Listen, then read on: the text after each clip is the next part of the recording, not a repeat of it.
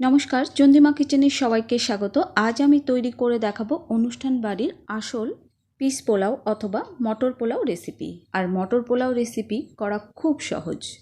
আমি এখানে 500 গ্রাম বাসমতি চাল নিয়েছি, যে চাল দিয়ে বিরিয়ানি রান্না করা হয়। চালটা আমি ভালো করে 3 থেকে 4 বার ধুয়ে নেব। চালটা আমি ধুয়ে নিয়েছি। এবার চালটা আমি 1 ঘন্টা ভিজিয়ে রাখবো। আর ভিজিয়ে রাখলে রাইসটা অনেক লম্বা হবে। জলটা গরম হলে বেশ খানিকটা লবণ দিয়ে দিচ্ছি 4টে লবঙ্গ। জলটা ফুটে উঠলেই দিয়ে দিচ্ছি 25টার মতো কাজু বাদাম। এবার দিয়ে দিচ্ছি হাফ কাপ কিশমিশ। চালটা আমি 1 ঘন্টা পরে জল ঝরিয়ে রেখেছিলাম।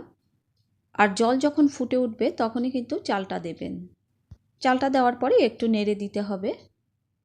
আমি ফরচুন ব্র্যান্ডের চালটা এখানে নিয়েছি। আপনারা যে কোনো ভালো মানের বাসমতি দিয়ে পোলাওটা তৈরি করতে পারেন। আর এই পোলাও করা দুনিয়ার সব থেকে সোজা এবং খুব কম সময় লাগে। মাঝে মাঝে নেড়ে দেবেন, খুব বেশি নাড়বেন না। আপনারা হয়তো মনে করছেন আমি চালটা খুব ঘন ঘন নাড়ছি, কিন্তু আসলে সেটা নয়। এবার দিয়ে দিচ্ছি হাফ কাপের একটু বেশি মটরশুঁটি। আমি যখন ক্যামেরাটা অন করছি তখনই নেড়ে দিচ্ছি, এজন্য ঘন ঘন নাড়তে দেখছেন। অনুষ্ঠান বাড়ির রান্না ঠিক এভাবেই করা হয়, কারণ সেখানে অনেকজনের রান্না করতে হয়। আর অনুষ্ঠান বাড়ির বাবুর্চিরা খুব দ্রুত রান্না সেরে ফেলে, তাদের হাতে এত সময় থাকে না।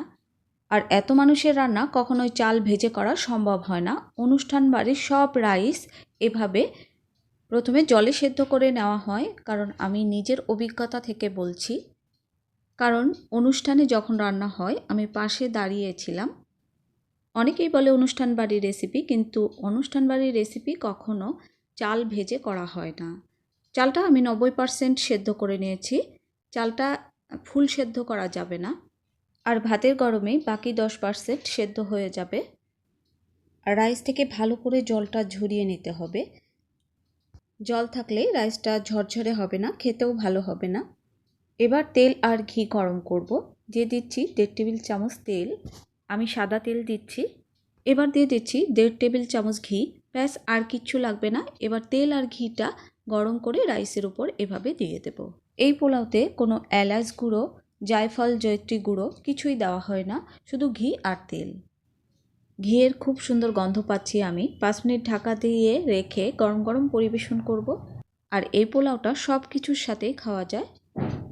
দেখলেন তো অনুষ্ঠান বাড়ির পোলাও রান্না কতটা সোজা, আর যে কেউ বানাতে পারবেন। সবাই সুস্থ থাকুন, ভালো থাকুন। আবার দেখা হবে অন্য কোনো নতুন রেসিপি নিয়ে।